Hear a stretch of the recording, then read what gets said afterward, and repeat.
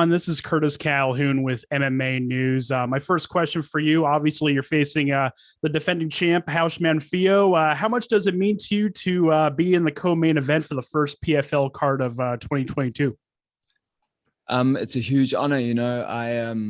I really wanted to face Raush first. I wanted to get the champion out the way first, and test myself against the guys who've already been through it and already accomplished what I'm trying to accomplish. To be the only South African on the card, and represent my country is a huge deal to me. And then a quick follow-up, if I may. Before your last win at the PFL championships over Nathan Williams, you had something like, I think, 4 different fights canceled in 2 years. What did you focus on in your development during that time? And what would you say is the biggest difference in your game since then? Yeah, man, it was a frustrating time. I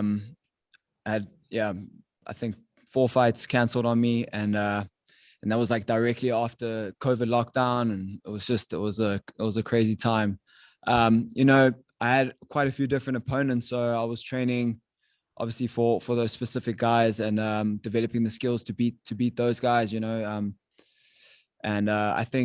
I think it was a blessing in disguise because I got a lot out of those camps, even though I didn't get to perform. But I leveled up a lot in those 2 years that I didn't get to compete. Thanks, Don. Thank you. Dave Van Auken. Hey, Don, this is Dave here with Fight Bananas. A couple of days ago, I saw in the betting odds, you were a little slight underdog, and, he's the defending champion. But over the past 24 hours, there's money on your side, my man. I just looked at it 10 minutes ago. You're actually the betting favorite going into this co-main event. What do you take going into that?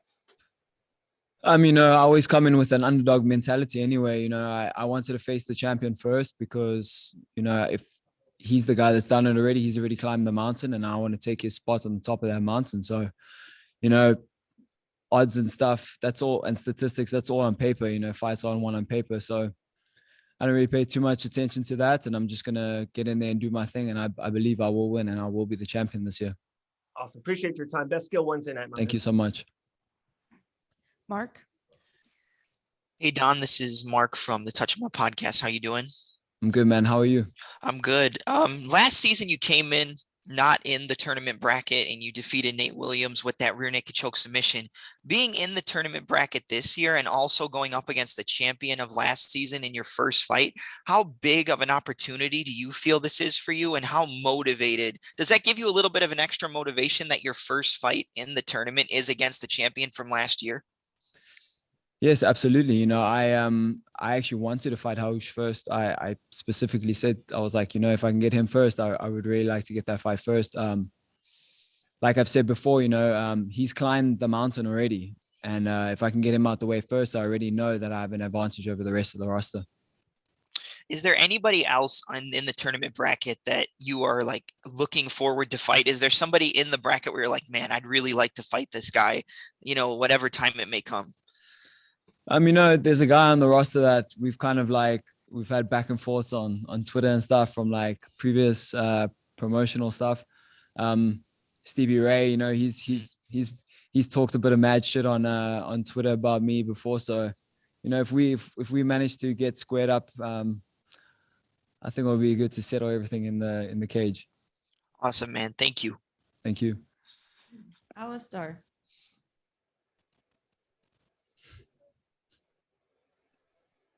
Sorry, Don, it's Big Al. What's happening, buddy? Hey, how you, bro? Okay, you. Good, obviously you've gone through the Raush stuff. It was a fight that you really wanted. You've mentioned because you feel that's going to give you an advantage. Was it something stylistically that you saw in him that you saw you could beat him? Yeah, to be honest, I do feel that he's the perfect style of fighter for my style of fighting. He likes to come forward. He's quite brawler-esque, and I believe that I'm more technically proficient than he is, and I think that's going to be on display on Wednesday night. I just want to follow up about obviously the fight changing and so on. How does it feel now to be settled down in the PFL, knowing what's in front of you, schedule-wise, financial-wise? How does that feel now to be kind of settled down into your future? Man, to be honest, it feels like I'm an athlete right now. It feels like I'm a professional athlete. You know, I feel like I've got like my match days in front of me. I've got my season in front of me. I've got my, like you say, your financials and your pays lined up in front of you. You know, before it was kind of like you're just kind of hoping and praying to get a job. You know, you're this professional, but you don't have a job.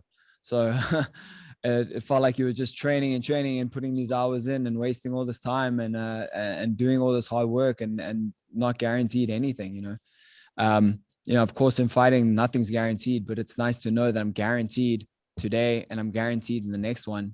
And that's 2 fights more than I've had in a couple of years, in one calendar year. So I'm pretty happy about that.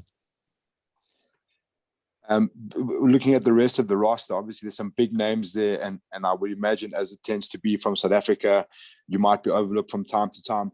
What would you say before your performance does the talking? What would you say the rest of the roster can expect from Don Madge?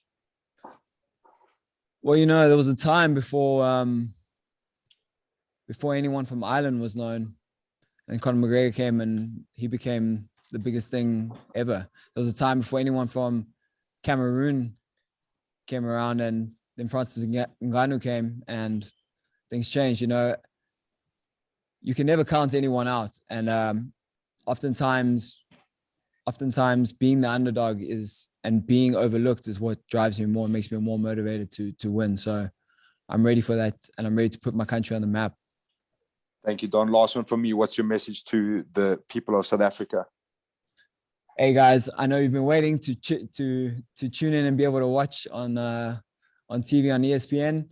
Now you've got your opportunity with ESPN Africa and PFL being broadcasting in South Africa. So make sure you guys tune in, and I really appreciate all the support I'm getting from you guys. And I'm going to bring this win home back for all the people of South Africa.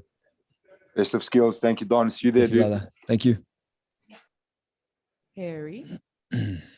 Hey, Don, Harry Mack from the Bookies Basement. Kind of piggybacking off that last question a little bit. How do you feel in general about just kind of the rising crop of talent in African MMA right now?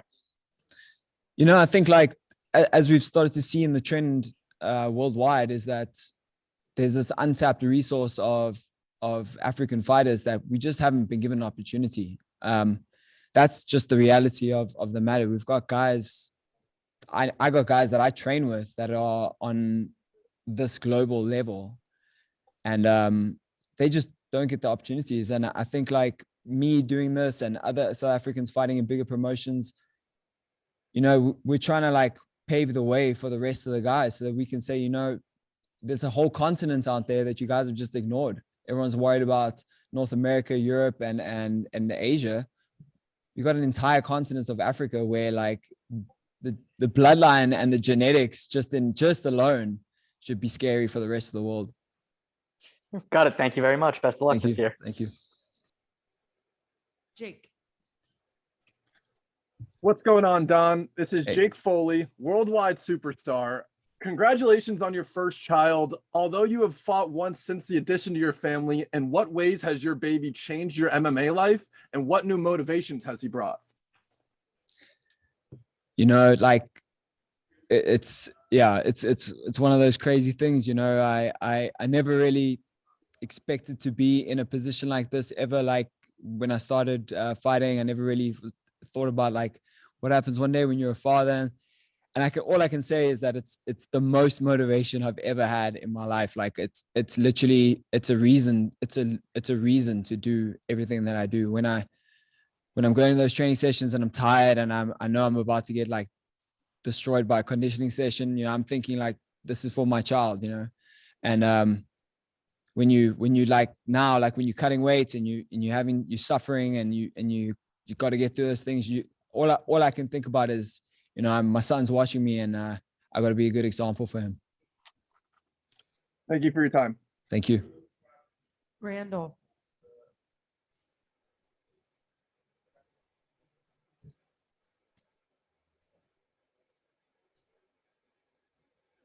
Okay, Randall, we'll come back. Max. How you doing? This is Max Cohen from the Going Live Network. Thanks so much for taking the time. I just have a quick question for you. Obviously, you fought last year in a single event for the PFL. Now you get your first opportunity at the regular season. How do you think you stack up with the lightweight division? You know, a lot of people think this is the PFL's best division. I mean, it definitely looks like the best roster, considering like you've got quite a few big names on the roster. You know, I don't ever play not to win. So I won't ever enter anything that I don't think I'm going to win. And the fact that I'm here right now talking to you tells you that I'm here to win and I believe I'm going to win.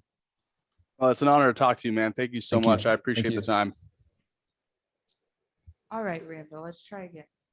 Sorry about that, Don. Mike was muted. Randall Gim, Full Sail University student, wanted to ask you about Raush's comments earlier. He said he wanted to finish the fight in the first round.